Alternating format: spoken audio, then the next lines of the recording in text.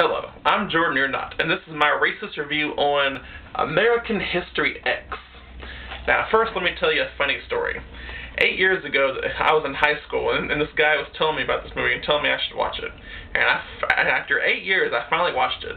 Isn't that a hilarious story? Okay, so American History X has Edward Norton from Red Dragon and, Fight Club, the best movie ever made. It has Edward Furlong, who played John Connor in Terminator 2 Judgment Day.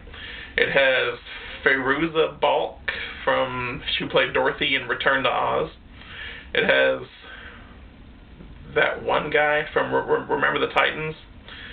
And it has Beverly D'Angelo from the Vacation movies, which I love. Okay, so American History X deals with racism in America. It's all about, about the white supremacy and, just hating on black people for no reason, just being neo-Nazis and just being skinheads, having the swastika tattooed on your chest and stuff like that. So, yeah, this movie was actually really good. It was better than I was expecting it to be than what this guy told me 8 years ago about it. And, usually I like to review horror movies and movies that are terrible, like Black Devil Doll, and not that it's bad because it has a Black Devil Doll. I'm not being racist. Screw it. And what else? Oh, Dead Men Walking, that sucked. And Pot Zombies, that was terrible. Okay, so, yeah, all these, let's see. Edward Norton stars as Derek. Yeah, there's two names, Derek and Danny. That's kind of hard to. Okay, Derek, Danny. Okay, so Derek, he's like the leader or the older brother to Danny, the young brother, who was trying to become a skinhead like how Derek is. So yeah, Derek is extreme, hardcore, racist, white supremacist. He's all about all that white power crap. And so, yeah, he goes around preaching his white power junk to his goth girlfriend, Stacy Fairuza Balk. And he's trying to get his brother involved, too. And it was kind of his dad's fault that sort of got him into that. We find out, as the movie goes along, we kind of find out why he was like that. He kind of became a white supremacist. And the film, they show, flashbacks. They show that in black and white. So the film starts off with Danny? Okay, yeah, Danny, he's in school, and he writes this paper on Mein Kampf by Adolf Hitler, because Adolf Hitler was great. Yeah, that was no kid should ever have to write about Mein Kampf, or about Adolf Hitler and the Third Reich and all that shit. These are terrible times. I am not racist at all whatsoever. I love all people of ethnicity. If you're black, white, Japanese, Chinese, dirty knees, transgendered, that's awesome. Okay, so yeah, he has then his teacher, I think it was, or principal, he forces him to write a new paper, and it's due the next day, and it's called American History X. I don't know if that has anything to do with Malcolm X, or I don't know why it's not really historical, nothing really historic happens, and then it's due the next day, and it's supposed to be on about his brother. And so his brother actually got out of prison that day.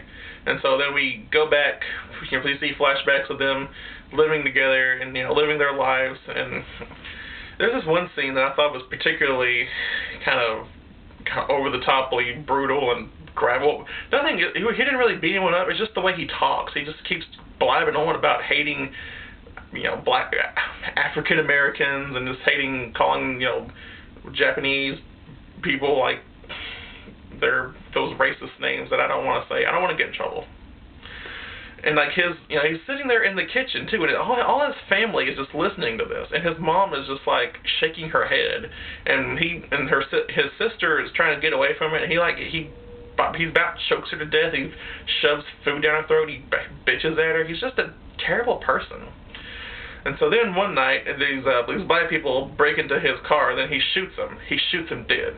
Then one guy, makes him put his mouth like on the curb, and he stomps on it, and then he dies. So he goes to jail for about 3 years. So we see him in jail. He starts off, he's still a white power supremacist. And then, he's teamed up with this black guy who they have to fix towels together, fold towels and all that stuff. And then slowly but surely, he starts to accept, he's a lot more accepting. He accepts, African American people, and, he becomes nicer. But it's like Scrooge. It's like A Christmas Carol, but with African Americans. Yeah. So then 3 years goes by, and he's finally released. He gets raped in prison. That's important. He gets extreme. He gets man on man raped in the shower. That's hardcore. So 3 years goes by, and he's reformed. He's better. He wants nothing to do with his white supremacy crap no more. But his brother, on the other hand, is still how could you do this to us? Everybody betrayed me. I fed up with this world. Well, not like that, but he does feel a little betrayed by his brother because he's gone to the light side. And their friend, their morbidly obese friend, I think his name is Seth, that guy from Remember the Titans, he's still all about white power, and all these terrible people.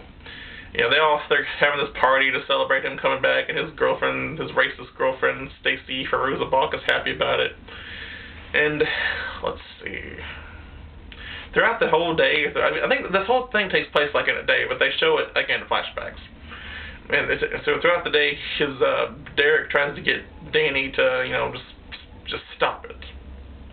Stop it. Stop all the white power crap. No one cares about white power. Black lives matter.